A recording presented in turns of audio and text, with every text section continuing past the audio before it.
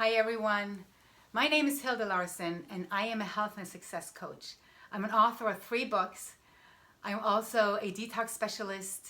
I'm a keynote speaker and I call myself a life enthusiast. I come to you not only to present my first book of a series of 3, they're all out there. This one is called From Hell to Inspired and it is my story. For those of you that have been following me for a while, I know that you might not know the full story, and if you're new to who I am, what I do, what I thrive to give you, what my purpose is, what my mission is, I hope that this story will lead you to be curious, not only about your own healing and health, but about what you can do with your whole life, okay? Because this is about so much more than physical health. Me being a health and success coach, I really see how everything is connected. Now, my story is not the same as my journey. There's a difference. See, we all have our own journeys. We all have our lives to live, and we walk on different paths and we experience different things. But a story like mine and so many others are here to be presented to you the way that I see it, as a guide in teaching, as an inspiration, as something that can tell a story of knowledge or wisdom, or that can give you this little nugget, this little extra thing that you needed to step up and take care of your life and to walk your path, your journey, so that you can learn from your own story, because our story, it includes everything. And my story started, of course, in this lifetime, the day that I was born. And I was growing up like most of us did, you know, in a fairly regular household, eating food that was put on the table, the typical meat and potato that we do in the Western world. So my story is very regular in the sense that there's nothing that special about that. See, I'm not that special at all. The thing about me is I wrote the books and I lived to tell that story, because I was supposed to be dead. I wasn't supposed to be standing in front of you, and definitely not speaking about health, not speaking about raw food, about healing, about success, about thriving and purpose and wisdom and self-love and compassion. I was supposed to be in a wheelchair, filled up with medication. I was in pain, constant pain. And it started, I think, probably 20 years before I hit that wall, before I said, I don't want to live anymore, before I decided my life wasn't worth anything. I didn't feel like my breath was worth anything. And that started with ulcers. That started with trying to be a high achiever, wearing the masks, running, being the best that you thought you had to be for everyone else, to live up to everyone else's expectations. So the story started with my own picture of myself. How did I perceive myself? Well, I was a mother. First, I was the oldest of 3 siblings, 3 sisters, which makes you kind of someone that takes on a lot of responsibility, and we know that. The nice girl syndrome, right? So we're always expected the most of, and we take that with us. I took it with me, and I took it very seriously. And from being a mother and a wife, I went on to being a high achiever in my business. I was an interior architect. I was a fitness instructor, spinning instructor, aerobic instructor. I had my own business. I could do this. Even though I had ulcers, even though I was in constant pain, I could do this. I could have a drink and feel better. Literally, come weekend, I went partying. I was looking for my cigarettes. If you've ever been a smoker, you know the feeling when you come into a room and you're wondering, can I smoke in here? And where are my lighter? Or do I have a lighter? Never leaving your house without your cigarettes. And this is not what it used to be. You know, what we're living today. Now, luckily, people are not smoking everywhere. We smoked everywhere. The office, you come into a reception area, people were smoking. You sat on a plane, people were smoking. So I was literally always smoking, always looking for a beer when we had time up, because you know what? When life is stressful like that, when you're living like I was living, I was just looking to get out of there, right? I was just looking for an escape, like so many other people. So I am walking this life of not being authentically me. I am chasing happiness, trying to be a better mom, trying to be a better wife, trying to be a better daughter, trying to be a better business person, trying to have the nicest hair, trying to always stay slim, always stay fit, chasing life, chasing what I thought was going to make me happy, or rather, chasing what I thought was going to make everyone else happy. So I was going through that pain thing for years. My body telling me, Hilde, we're not doing so good. Hilde, we don't have the best relationship. Hilde, what you're doing is not really working for us. Now, I didn't see it as an us. I saw it as me and that damn buddy that couldn't even keep up with me. I mean, come on. I couldn't even go out now and have a drink without feeling good. I mean, what was that? Weakness? I looked at my bowels as being weak. I looked at my body being weak if it couldn't keep up with me, because I had other plans, you see. I wanted to do it all. And looking back, that is what saved me. And I'll come back to that. That true force of walking towards hell, towards disaster, is what saved my life. Literally. So I'm walking down this path. I'm getting sicker and sicker. We're talking insomnia, constant pain. I'm getting pneumonias. My shoulders start freezing up. I have pain in my foot. I can't do the spinning anymore. I have to work less. I'm feeling anxious. What is going on? Doctors in and out. Doctors in and out. Looking at me. I'm looking at them. We're trying to figure out, Hilde, what's going on? You were always so fit. Uh-huh. That's what I thought. Well, you look fit. Your hair is great. You're slim. Uh-huh. So that was my reasoning, too. I looked good. I must be healthy. I'm slim and fit.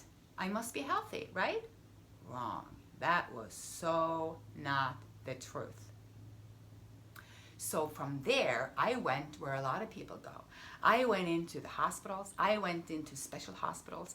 I went through so many tests and evaluations. I got the most horrific diagnosis that I could ever imagine. I sit at this hospital, and this, I will never forget that day. You sit in the hospital, and it's all quiet. It's cold. The walls, there's nothing on there, and you can hear people walking up, and there's no joy there, nothing. And I'm sitting there, I'm all by myself. I had been driving to another city with hands that I couldn't even use. My feet were hurting, everything was hurting. I drove myself there in my little BMW convertible, being all that, my glasses on, thinking, I got this. I got this. I thought I was just going to get this. I was just going to beat this. I was just going to fab myself through this. Did I have a thing coming? Now, once I walked through that hospital, being an interior architect didn't help. I walked through the halls, and what I see is this. They're using joints as decorations. Metal joints. Joint replacement. Now that didn't sit well with me. I'm thinking, okay, so this doctor invites me into the room just to tell me this. Hilde, you have severe rheumatoid arthritis.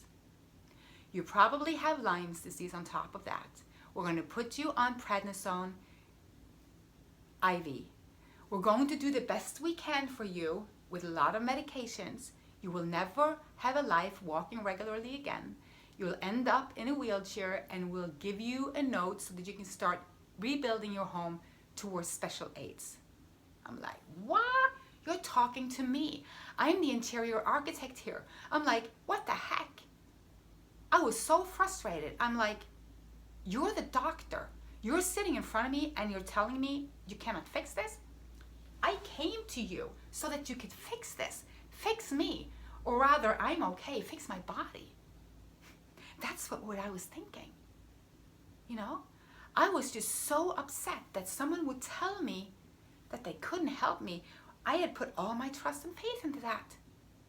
I had waited for that appointment. I had driven there in my BMW. I sat there. I was shaking of fear. It was cold. It was lonely. Nobody understands that type of pain or that loneliness. Nobody understands when somebody's telling you that your story is changing dramatically. Everything you ever thought you were going to live is not going to happen. And it's going to get worse. I started crying. I was like, what are you telling me? And I was told, oh, you know, don't worry about it. A lot of people live like that. It isn't really that bad. I'm like, me never riding my bike again? Or being able to work? Or being able to hike? I mean, I was a very physical being. I loved using my body. I was a dancer when I was young. I was in gymnastics. And you were telling me like nothing. Like, oh, it doesn't matter that much. I'm like, I cried myself to sleep that night. I'm like, what's going on here? So I'm laying in this hospital, feeling so alone, feeling like I got the death sentence. And everyone around me were like, what's wrong with you? Can't you see that we have AIDS for this? Can't you see that we can just replace your joints down the line? Or that you can, you know, get help? I was 38. I wasn't even sure my life had started. And it was the wake-up call, because what I had been living was just leading me to that point. I'm like, oh my God, what am I a part of? And that night, I had the first of my dreams that were going to put this life into something I couldn't even imagine. I had a dream which told me that I could get my health back. This was not right. There was something here that wasn't right. So I pocketed that. I wasn't ready, but I pocketed that. I took it with me, but I started all the medications. I started searching for which medications are the best. What can I do? I just put it down. And my whole physiology changed. My whole personality changed. Depression, anxiety. I was putting more and more poison into my body, but I didn't know any better. I just wanted to have my life back. I wanted to get back on my heels. I wanted to get back in my car. I wanted to run my business. I had let it all go. See, I had to let go of my business. I had to let go of my relationships. I had to let go of what I believed. I had to let go of all of that. But it wasn't until the pain was so unbearable and I was chasing life still, going to journalism school, going to the university in my 40s, thinking if I could only do this, then it would get better. If I could only change my profession, my way of living, everything will get better. But I didn't want to give up what I thought was me. I held on to that pain until one day, and I remember it so clearly, if you've ever been traveling and you're not feeling good, it's like the worst, because you're not only missing out on the trip, you feel like you're missing out on your whole life. So we'll come back from Barcelona. I remember it was March 7th, 2007. We come back and everything just crashes. I go to bed that night and I have that dream that just changed everything. I was taking medication that was syringes. I was putting it into my stomach myself. I had to do that. I had a dream that they all blew up. Everything blew up. And I just woke up like, oh my God. I can't. I cannot live in this pain anymore.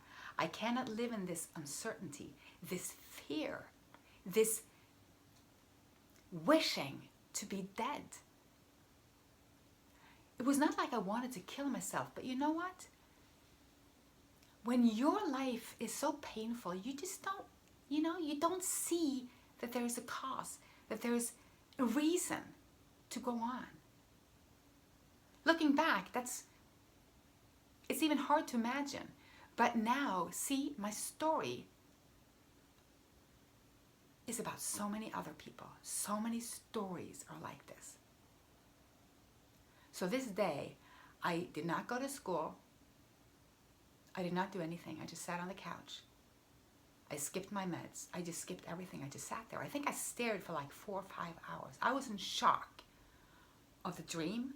I was in shock of me making that decision, but I was so firm. I was so firm that when my hubby came home from work that day, found me on the sofa, I was just laying there.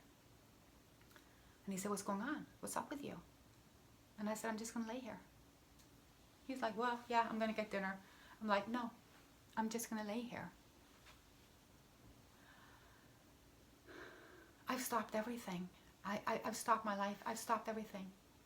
I'm not going to put anything else into my body. I am not going to do anything that I've been doing. And I'm going to lay here until one out of two things happen. Either I die or I get healthy. And I don't care which. I really didn't care which. To me, it was like the ultimate surrender.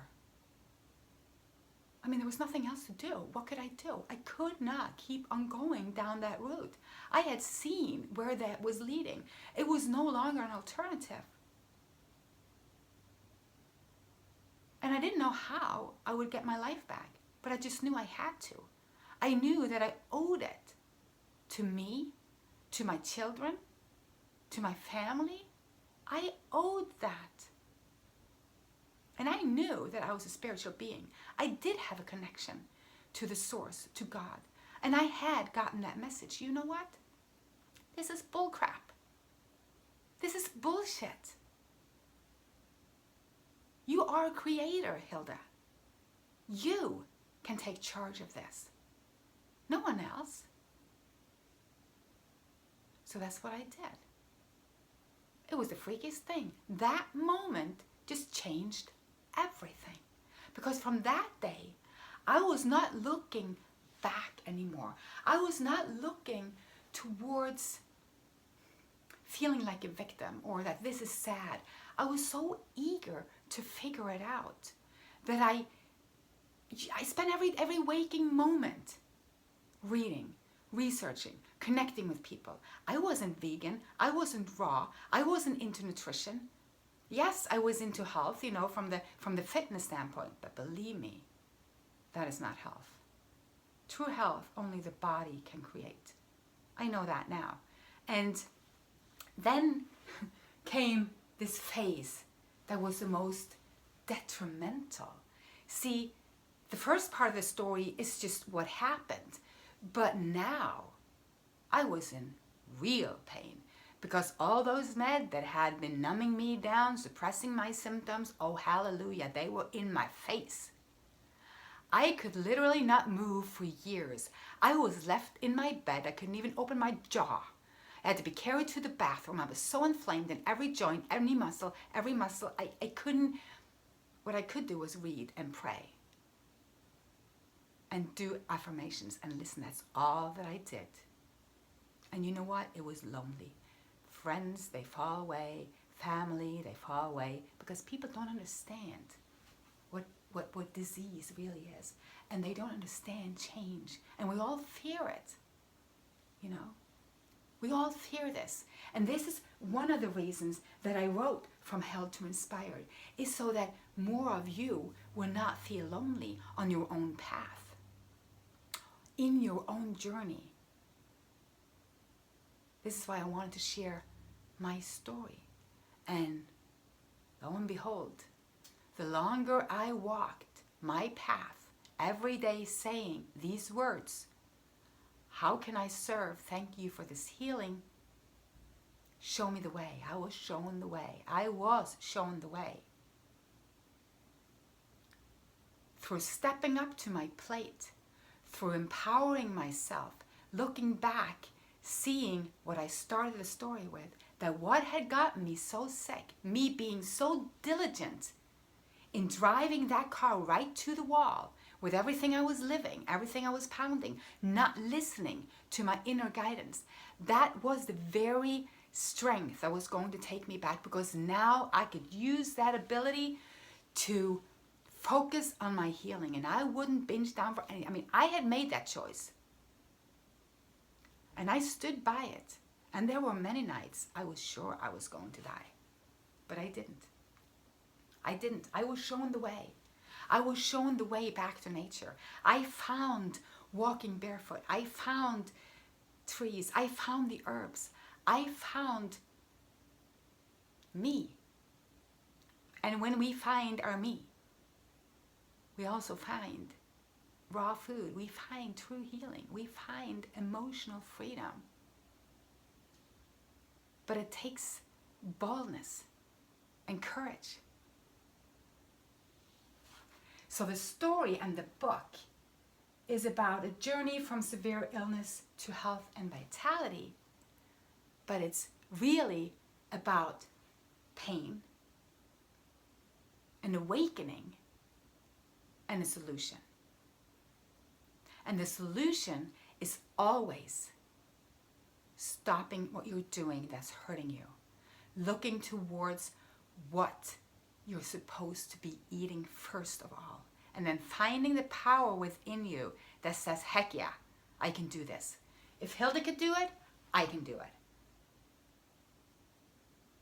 If Hilde could walk from that, I can do that. And now, who am I now? Am I different? Am I another person? How is my life different? You know what?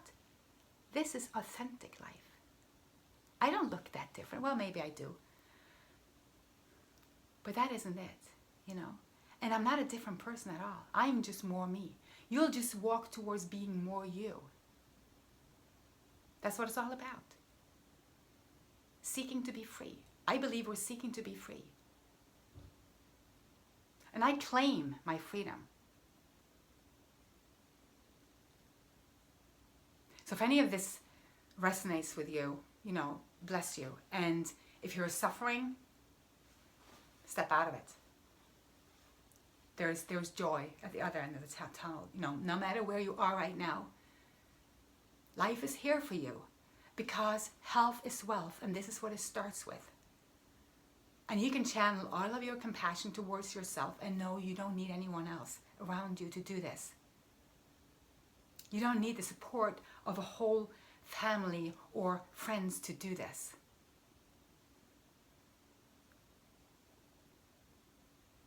We're always closest to ourselves and God. And if you walk that path, let me tell you, the reward is beyond. I didn't even know what true happiness was until I shattered every false belief that I've been hanging on to and hanging on to and hanging on to. And that's why I wrote the series of 3 books. This is the first one. The second one is called Know the Truth and Get Healthy. And the third one is called No More Bullshit. And then it had to be written. There's a saying, the truth will maybe first piss you off, but then it will set you free. So here's the freedom for all through living with compassion, in sync with nature and ourselves. And I hope that this story helped you a little bit. This is my platform and my background. My education is that which I have chosen because I have seen what I needed to learn more of to be able to serve you better. And this is why I did the Optimal Health Blueprint online course. This is why I do the membership site. This is why I do the coaching programs. This is why I do the processes. Because together we're stronger. And if I can create anything that is going to help you thrive, hallelujah, that is my purpose. So God bless and thank you. Bye-bye. Subscribe, hang around, give a thumbs up if you like, and I'll see you again. Bye-bye for now.